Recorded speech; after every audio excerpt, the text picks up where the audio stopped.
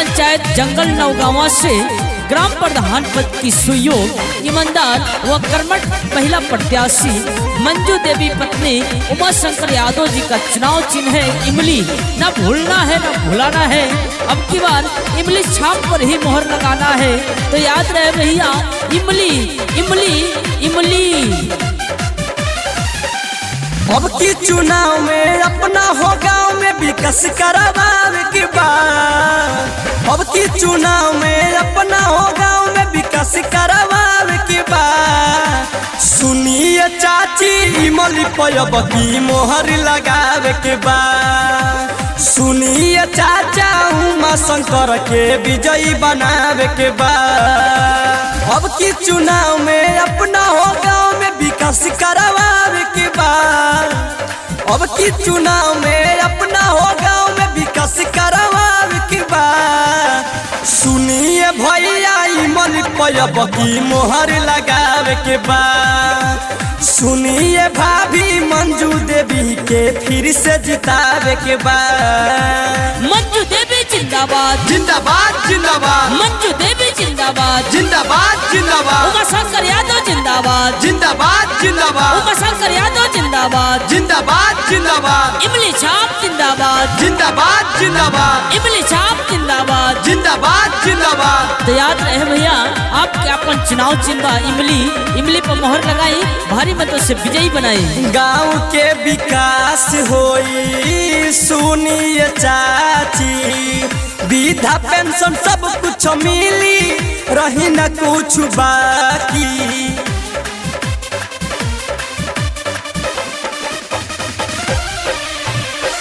गाँव के विकास होई सुनिए चाची, वृद्धा पेंशन सब कुछ मिली, रही न कुछ बाकी। गौवा के लोग के सगरो सपना पूरा करावे के बाद। गौवा के लोग के सगरो सपना पूरा करावे के बाद। सुनिए चाची इमली पयब की मोहर लगावे के बाद। सुनिए चाचा उमा शंकर के विजयी बनावे के बाद। काम किया है काम करेंगे, काम किया है काम करेंगे, झूठा वादा नहीं करेंगे, झूठा वादा नहीं करेंगे। तो याद रहे भैया, मंजू देवी पत्नी उमा शंकर यादव जी का चुनाव चिन्ह है इमली। आप सबका चुनाव चिन्ह है इमली, ना भूलना है ना भुलाना है। अब की बार इमली छाप पर मोहर लगाना है। तो याद रहे इमली। गली गली रोड बनी कम होइया अच्छा, झूठ नहीं बोला तानी हमें दिल के साचा।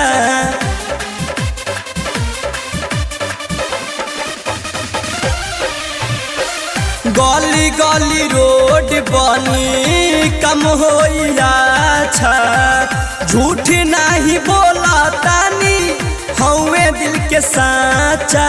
धड़कन धर्म राज कहेले बतिया दिल में बसावे के बाद। बुलेट निराला कहेले बतिया दिल में बसावे के बाद। सुनिए भैया इमली पयब की मोहर लगावे के बाद। सुनिए भाभी मंजू देवी के फिर से जितावे के बाद। ग्राम सभा कुबेरा भोपालपट्टी से ग्राम प्रधान पद के सुयोग कर्मठ संघर्षशील व ईमानदार प्रत्याशी उषा देवी पत्नी हरिलाल मदेशिया जी का चुनाव चिन्ह है अनाज और सस्ता हुआ किसान। तो याद रहे भैया, अनाज और सस्ता हुआ किसान। गौवा जवारी में मचल बाटे हाला, पूरा पंचायत में चर्चा सुनाला। ये चाची गौवा जवारी में मचल बाटे हाला, पूरा पंचायत में चर्चा सुनाला। यह सब करबा कहना, यह सब करबा कहना कि सब कोई ठाना है। अनाज साता हुआ किसान, अनाज साता हुआ किसान पे मोहर लगाना है। उषा देवी को अब की बार विजयी बनाना है। न लुटाएंगे न लूटेंगे, न लुटाएंगे न लूटेंगे जनता से ये वादा है। 2 वक्त की रोटी मिले मेरे लिए बस ज्यादा है, मेरे लिए बस ज्यादा है। तो याद रहे भैया अनाज और सता हुआ किसान ई करी है सबके भलाई, आप सब इनके जिताई। ई बन के सेवक रही है कि अब की मोहर लगाई। ई करी है सबके भलाई, आप सब इनके जिताई। ई बन के सेवक रही है कि अब की मोहर लगाई। पूरा करी हन सब अरमान, पूरा करी हन सब अरमान कि अब की जिताना है। अनाजो साता हुआ किसान, अनाजो साता हुआ किसान पे मुहर लगाना है। हरिलाल भैया को भारी मतों से जिताना है। हर माता बहन के चुनाव चिन्ह अनाज और सता हुआ किसान, हर युवा साथी के चुनाव चिन्ह अनाज और सता हुआ किसान, हर बुजुर्ग चाचा के चुनाव चिन्ह अनाज और सता हुआ किसान। ना भूले का ना भुलाए का, अब की बार अनाज और सता हुआ किसान पर मोहर लगावे। उषा देवी हवे न मामा पूरा करी है यार मनवा। अनाज वो साता किसान चुनाव चिन्ह हवे निशानवा। उषा देवी हवे न मामा पूरा करी है यार मनवा। अनाज वो साता किसान चुनाव चिन्ह हवे निशानवा। पूरा जनता के रखी है मान, पूरा जनता के रखी है मान कि सब कोई ठाना है। अनाजो साता हुआ किसान, अनाजो साता हुआ किसान पे मोहर लगाना है। उषा देवी को अब की बार विजयी बनाना है। गौआ जवार में मचल बाटे हाला, पूरा ग्राम सभा में चर्चा सुनाला। इहे सब करवा कहना, इहे सब करवा कहना कि सब कोई ठाना है। अनाजो साता हुआ किसान, अनाजो साता हुआ किसान पे मोहर लगाना है। हरिलाल भैया को भारी मतों से जिताना है।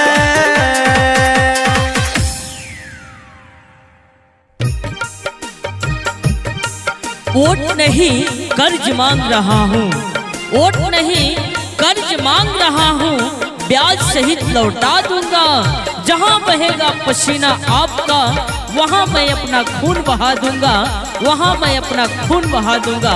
नेपुआ नरंगिया दक्षिणी वार्ड संख्या 12 से जिला पंचायत सदस्य पद के सुयोग कर्मठ संघर्षील व शिक्षित प्रत्याशी किरण देवी पत्नी शंभू शरण जी का चुनाव चिन्ह है कलम द्वार। कलम द्वार याद रहे भैया, कलम द्वार।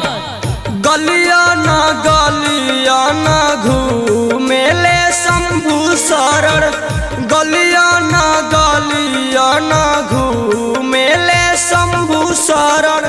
इन्हीं के बिजाई बनाई जी चाची जिला पंचायत बनाई जी।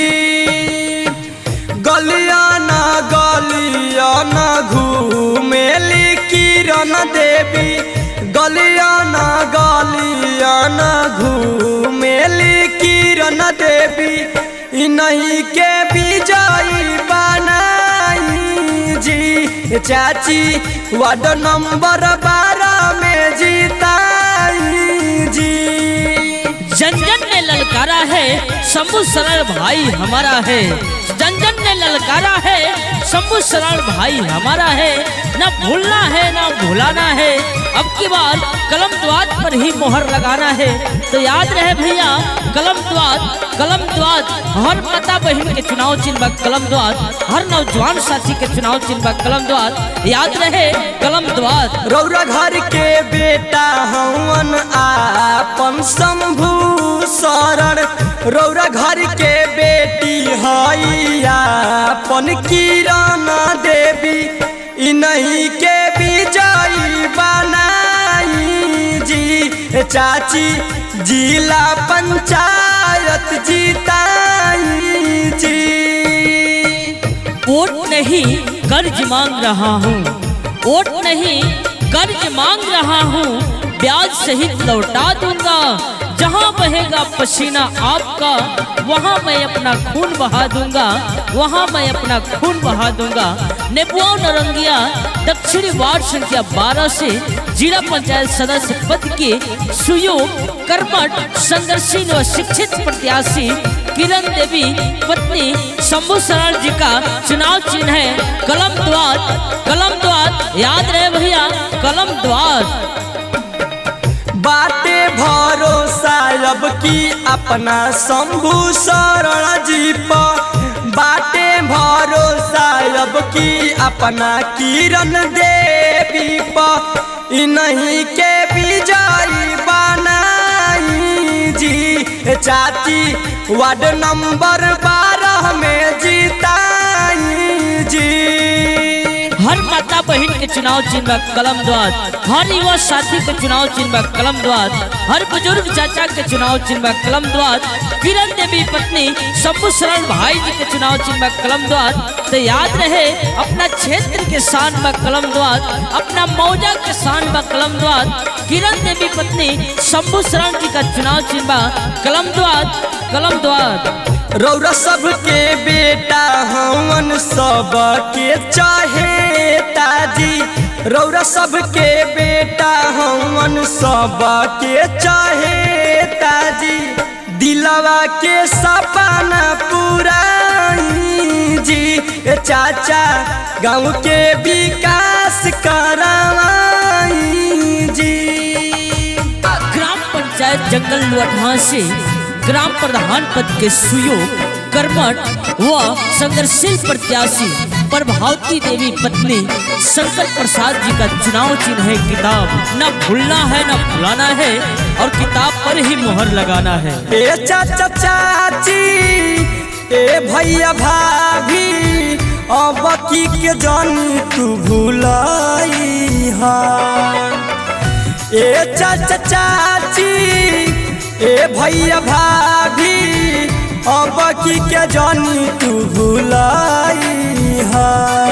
ये भैया इनकर चुनाव चिन्ह किताब निसनिया ओही पर मोहर लगाई हा। ये भैया इनकर चुनाव चिन्ह किताब निसनिया ओही पर मोहर लगाई हा। जन जन ने ललकारा है, जन जन ने ललकारा है, शंकर प्रसाद भाई हमारा है, शंकर प्रसाद भाई हमारा है। न भूलना है न भुलाना है, अब की बार किताब छाप पर ही मोहर लगाना है। हर माता बहन का चुनाव चिन्ह है किताब, हर युवा साथी का चुनाव चिन्ह है किताब। याद रहे किताब। हाथ जोड़ी आइल बाड़े रौरे दुआरी, इनकर चुनाव चिन्ह किताब निशानी।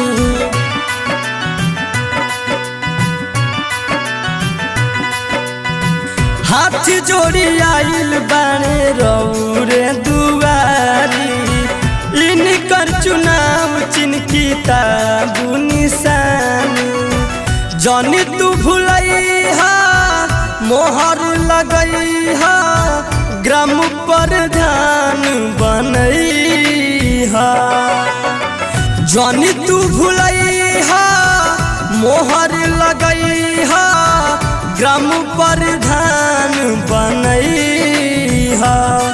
किए भाभी इनकर चुनाव चिन्ह किताब निसनिया ओही पर मोहर लगाई हा। कि शंकर प्रसाद के चुनाव चिन्ह किताब निसनिया ओही पर मोहर लगाई हा। भरा नहीं जो भावों से बहती जिसमें रसधार नहीं, हृदय नहीं वो पत्थर है, जिसमें स्वदेश का प्यार नहीं, जिसमें स्वदेश का प्यार नहीं। तो याद रहे किताब छाप पर ही मोहर लगाना है, किताब पर ही मोहर लगाना है। ए चाचा किताब हो चुनाव चिन्ह निशान हो, इनके जिता के बना द प्रधान हो।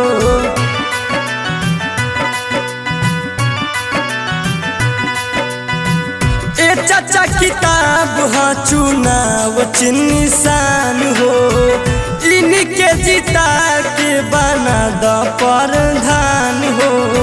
सबके आशीर्वाद चाहिए जन तू भूलैहा, अब की प्रधान बनैहा।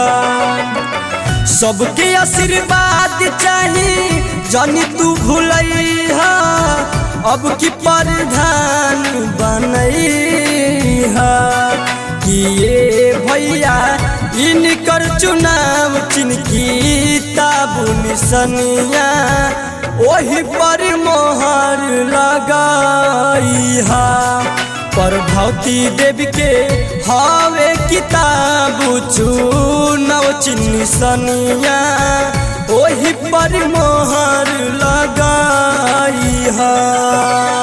फिजाओं ने मन बदल लिया है और धरती ने ली अंगड़ाई है।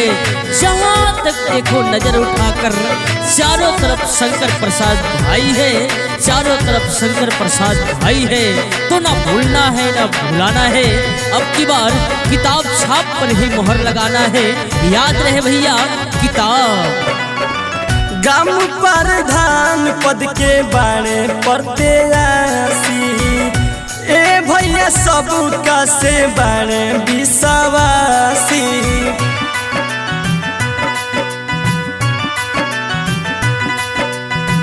ग्राम प्रधान पद के बारे पढ़ते आसी, ए चाचा सबका से बारे विश्वासी।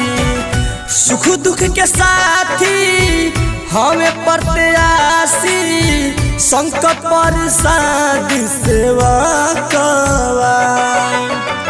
सुख दुख के साथी हमें पढ़ते आसी, संकट प्रसाद सेवा कवा।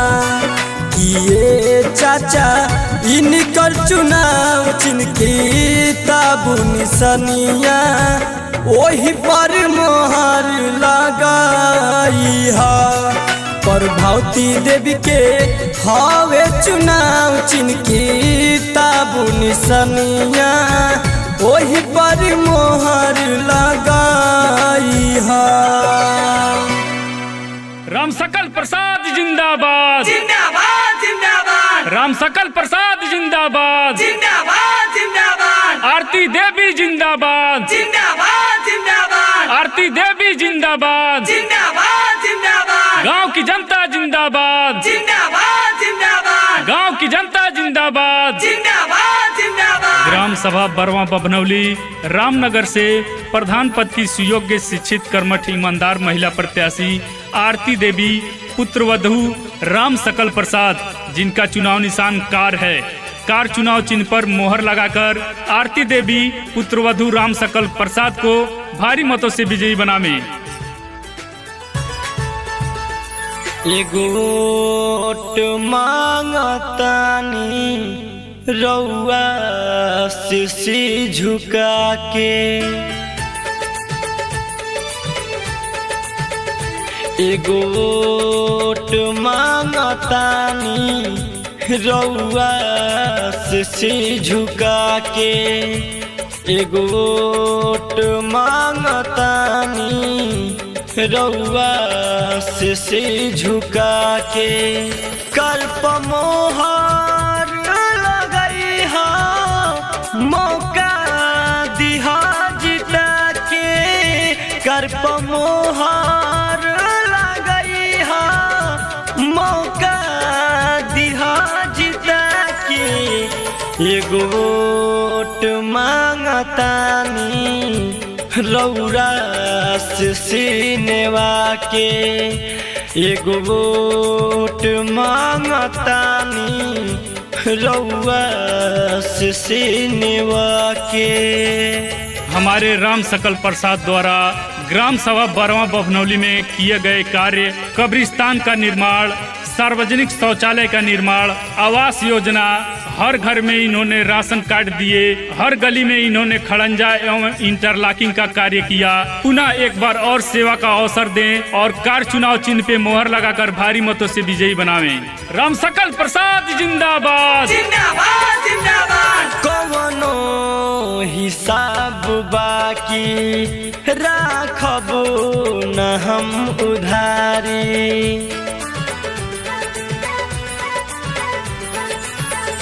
कवनो हिसाब बाकी राखबो न हम उधारी। नहिया के छाव मांगे आयल बने दुआरी। नहिया के छाव मांगे आयल बने दुआरी। रौरे चरण के धुरिया माथे अपन लगा के, कर पे मोहर लगैहा मौका दिहा जिता के। न जात की बात करूंगी, न धर्म की बात करूंगी, न गर्व की बात करूंगी, न शर्म की बात करूंगी। वोटर होने का फर्ज बस आप अदा कर दो, ला दे जो गांव में खुशी, मैं उस कर्म की बात करूंगी। कर्म जिनका प्रधान है, आरती देवी उनका नाम है। याद रहे माताओं बहनों, आपके सुख दुख में काम आने वाली, आपके साथ कदम से कदम मिलाकर चलने वाली एकमात्र महिला प्रत्याशी आरती देवी, जिनका चुनाव निशान कार पर मोहर लगाकर भारी मतों से विजयी बनावे।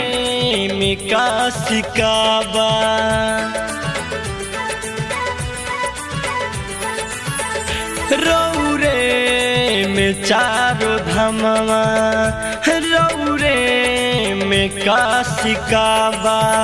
सेवा के बाइरादा आरती देवी कारवादा। सेवा के बाइरादा कर राम सकल वादा। एगो वोट मांगतानी रउआ से झुका के। एगो वोट मांगतानी रउआ से झुका के। किसी भी प्रकार का प्रचार कैसेट बनवाने के लिए संपर्क करें 7007788699 पर।